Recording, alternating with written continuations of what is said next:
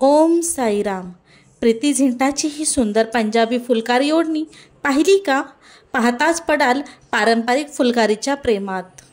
अभिनेत्री प्रीती झिंटाचा पटियाला ड्रेस आणि तिची सुंदर फुलकारी ओढणी सध्या सोशल मीडियावर खूपच व्हायरल होत आहे।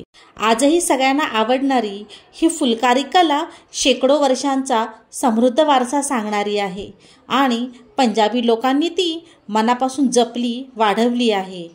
अभिनेत्री प्रीती झिंटाच्या प्रत्येक लुकमध्ये एक वेगळा चार्म, ग्रेस असतो। तिच्यामधला खळखळता उत्साह नेहमीच तिच्या व्यक्तिमत्वातून दिसून येत असतो।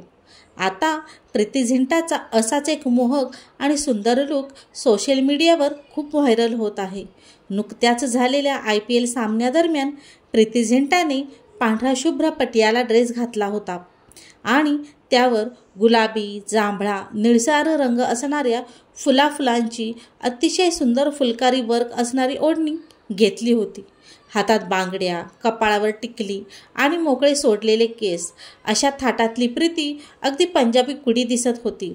तिच्या या लुकच्या निमित्ताने आता पुन्हा एकदा फुलकारी दुपट्ट्याची चर्चाही सोशल मीडियावर रंगली आहे। बघा ही कला नेमकी असते कशी।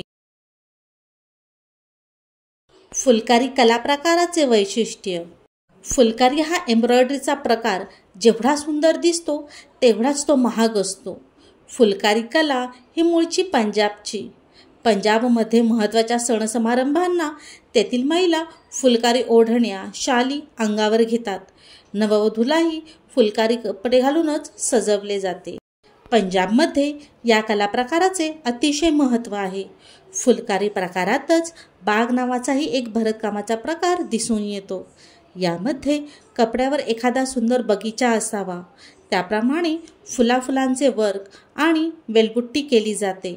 या कलेविषयी आणखी एक रंजक गोष्ट म्हणजे पंजाबच्या बहुतांश खेडेगावांमध्ये आजही घरात मुलीचा जन्म झाला की तिची आजी किंवा घरातील इतर स्त्रिया तिच्यासाठी फुलकारीचे कपडे तयार करायला घेतात।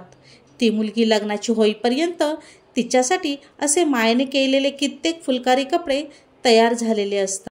खेडेगावातील महिला घरातली सगळी कामं आटोपून दुपारच्या वेळी अंगणात एकत्र जमतात आणि पारंपरिक गाणी गात फुलकारी विणत असतात।